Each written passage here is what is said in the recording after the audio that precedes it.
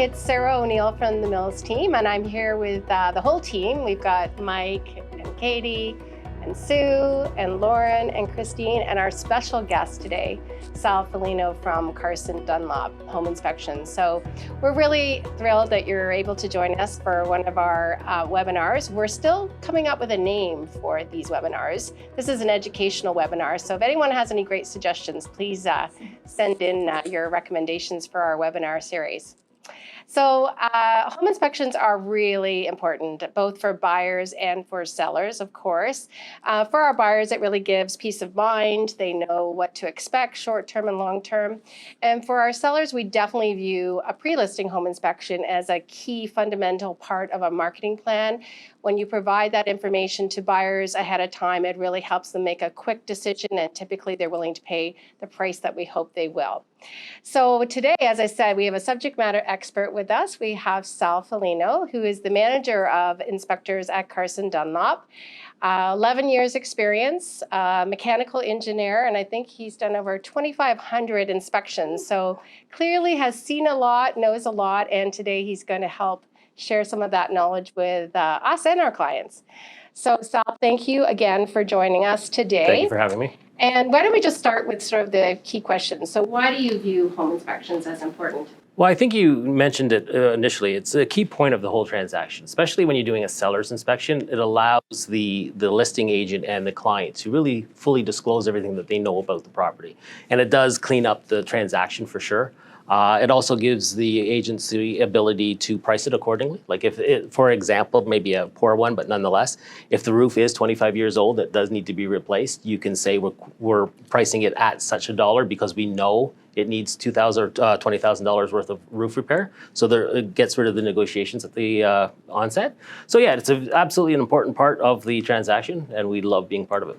That's great. And we agree with you totally. Sometimes we do actually have our clients ahead of time, the sellers do something if we think it would make a big difference in the sale of their home. And I love with Carson Dunlop too, with buyers, if they have questions and there's a home inspection from Carson Dunlop, they can call, speak with the inspector as well, yep. Which is a great service you guys provide. Yes, we do that both on site and over the phone. So Sal, do you want to walk us through a little bit what's the process when you're inspecting a home? Fair enough. So when we're looking at a property, we are looking at the 9 major systems throughout the whole home. So that's the interior, the exterior, the roof, the attic, the structure, the roof, the electrical, heating, plumbing, and the air conditioning. Okay. That is all. That is all 9. You said that a few times. I have said that a few hundred times. And we're there really to look at the big things. We will sometimes comment on some of the smaller cosmetic type items, but typically it's just there to give you the age of the systems and how everything is functioning. You'd mentioned you've done a ton of home inspections. Do you have one in particular that was the craziest, or what sort of the craziest thing you've seen sort of in the home? There's been plenty. There's been a few. I've seen a tree growing through a house on certain properties. There's a certain area of Toronto that has some rivers and stuff like that running through it. So when you're in the basement, you're quiet enough, you can actually hear the water running underneath the home, and the house was actually leaning towards the west. So yeah, I've had some interesting things like that. Hoarders are always a fun one to do. I've been on site and have had a police officer come along with me because the house was actually shut down and condemned. Wow. So yeah, and you're stepping over needles and stuff like that. So some interesting times. Absolutely. It really takes that statement, like you don't know what's behind walls. I mean, sometimes it is literal, but a tree growing up through the house. Wow, I haven't heard that one before. Yeah. That's crazy. For sure. Oh my gosh. And do you find that sometimes when our clients are buying a brand new home or something that's been absolutely renovated, often the listing agent will ask if they've provided a home inspection report for buyers, and the listing agent will say, oh no, well, it's just been renovated or it's brand new, we don't need an inspection. But what's your sense on that? That's really a 2-part question. When it comes to new construction, it is vital because you do a PDI, pre-delivery inspection, typically with the builder or someone on site. So there is Terion, that's provincial, that covers the workmanship of a home.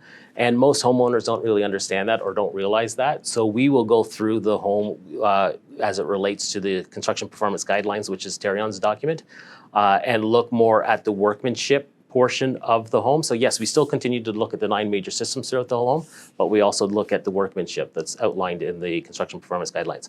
And like I said, most new homeowners don't even realize that exists, or often the builders will do them for the client And unfortunately, their interest is the builder, not necessarily the client. So we're there as an impartial, and we're representing the client, so we'll do a bang-up job.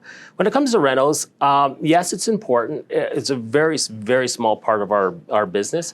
The difficulty there is we don't get into code or compliance issues. So if they're taking down a bearing wall, there's no way for us to actually see what was done behind that. When it comes to electrical, they should have pulled out a permit. So that would be that governing body that would inspect and close that. Plumbing, everybody can do plumbing, but yeah, there seems to be more plumbing and fit and finish type things on rentals and that kind of stuff. So more so on the new construction, yeah, we do some rental stuff, but usually that's based on permits. Yeah, just anecdotally, I think what we've sometimes found too, I think it can make a difference if somebody's actually lived in the house post-reno, then things are probably working. But sometimes if nobody's lived in the house after it's either brand new or renovated, there's just stuff that just doesn't work that you would think there's no way that can't work, and it just doesn't. So I just completed a large reno, so yeah, it finished about 3 weeks ago. So now it's time. We're getting into that point. It's like, oh, this is not working the way it's supposed to be working. So yeah, but again, that's not part of what we would typically do. I think it's a great point though too, don't you? Like that misconception that it's renovated, so there's not going to be anything wrong. But our point is that, well, unless you do an inspection, you may not know. There may be those issues that are, have not been uncovered or shortcuts were taken, and you guys can come in and help us sort of highlight, not that it will fundamentally stop the buyer from buying the house, but just to understand. And educate. Yeah, and educate, and that's right? the biggest part. It's a huge part. A lot of times with Toronto properties in particular, we find the listing agents will do pre-listing home inspections. We, as I said earlier, always recommend them to our clients who are selling. But the reality is, we can use those reports for sure if it's with a reputable home inspector. A lot of times our clients will work with them. But I always say I like our buyers at least to do one themselves with a home inspector like Carson, Dunlop, thorough. You learn so much. Like I find I still learn something all the time at a home inspection. They're amazing. Without doubt, I encourage the team to understand that, yeah, we are doing a home inspection. We're providing a phenomenal service. That's part of the overall deal. But a lot of what we should be doing is education. Right. Right. Yeah. And that's important because whether it be, not to get too much into the weeds, but whether it be something like knob and tube, it's really not a defect. It's a period specific material that was used. Right. So as long as you contextualize that correctly and let them know, though your house was built in 1940s, that's what they did. Right. Right. So it's doesn't need to be replaced immediately. It's not a major issue. It's the house was built during that period and that's what they used. Sal, if someone's just bought a home, maybe I'll ask you for a house and a condo. Okay. What would be your suggestions for the most important sort of maintenance things that they should, look after? Yeah, the biggest enemy of a home is water, as we talked just a little while ago. Yeah. So it's amazing. Often when we have water penetration issues, especially at the ground level or grade level, it's because the grading is poor. So that's a very easy and cheap fix, relatively cheap fix. So the importance of maintaining your envelope of your home and keeping that water away from the property. So and that's also holds true for condos. There is a status cert that will tell ownership and stuff like that, but sealants and stuff like that around the windows, it's a $7 tube of sealant that you can buy at Home Depot and just keep the water where it's supposed to be, Outside. on the outside. Yes. Right? Absolutely. So, like I said, downspouts, managing the downspouts, making sure it discharges farther away from the home, deal with the sump pump the same way, 4 to 6 feet away from the property. So if you often do some of the smaller stuff, that will ensure that your basement or your property stays as dry as possible. And maintenance, you should be allocating a certain percentage of the value of your home annually to do maintenance. And that, whether that be grading, cleaning your downspouts, resealing your windows, and making sure any exposed wood is painted and sealed. And do you have a suggestion on how much money people should be sort of allocating for that, or a percentage? It used to be about 2 to 3%, but now with the value of the homes going up, like that's a lot. That's a lot of money. You know what I mean? So yeah, it's hard to say, right? Yeah. If you have gardening done on a regular basis and you ensure that you're talking a couple $1,000s, and that only has to be done every 3 to 4 years because the ground will back settle eventually. Okay.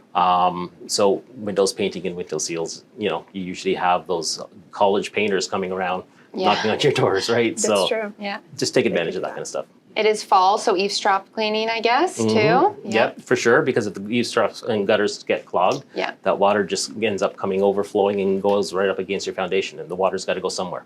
And the snow at around your foundation to shovel that away too, Yes, right? snow and downspouts, especially in the downtown core 416, where you've got houses that are really, really close together, and you've got a driveway or a walking in between. We don't have that natural grading going around, or we're missing window wells, for example. Right. So again, it's not really a defect. It's ideally we'd like to see it present, but as a minimum, part of the education is remove the snow from the area because you don't want your window buried in a foot of snow. Right. And then when that melts, it's probably going to work its way through the window system. Sort of along the same lines, but now that we've talked about water, is there anything else that you really wish every homeowner, condo owner knew?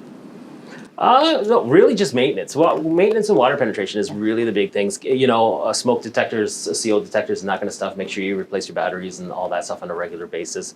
There are shelf lives on smoke detectors. I think it's about 10 years. So replace those. Like even when we do inspection, we encourage the new homeowner, doesn't matter. The first thing you should do is replace your batteries and your smoke detectors. So really, yeah. I always say change the toilet seat too, but that's just personal preference. But Maybe some of that broad loom. yeah. Problem in the in the bathroom. Yeah, I've seen that before. Yeah. Yes. Yeah, stuff like that. I think one of the things that I love too about Carson Dunlop is that you always share, usually a potential cost to fix whatever the item might be that needs dealing with, and both the short term and the long term. So for those of you who may not have ever gone to Carson Dunlop's website or had the benefit of doing one of your inspections with one of your great inspectors, the resources provided to the buyer or seller are amazing, and just the whole like maintenance issues, how to maintain, what to maintain. It's really educational. Just even explanation. Like I found one time I was trying to find out about a new heat pump system. So I went to your site and I could read all about the heat pumps and whatever. It really is great. Yeah, no, we've got a lot of resources. The maintenance plan is definitely part of it. If you go to the appendices of all the reports, there is we used to give out those HRBs, the really thick HRB. Yeah. It's now digital, so it's attached to every report that we put out, along with the maintenance and what we should be doing annually and every season and monthly on all the homes. And yeah, where possible, we do provide cost and timing first for any of the aging components and stuff like that, for sure. Well, to our clients, for sure. Hopefully you found this valuable, and certainly if you ever want to reach out to Carson Dunlop, as I said, I highly recommend their website, and certainly calling in there, you can get one of these amazing inspectors that work with their firm. And obviously we're always available to answer questions as well. We so appreciate you joining us today, and if you like the video, please like us or subscribe to our not named video series that we hopefully will come up with a good name, maybe by one of your recommendations shortly. So thanks again, everyone, and we'll see you next time.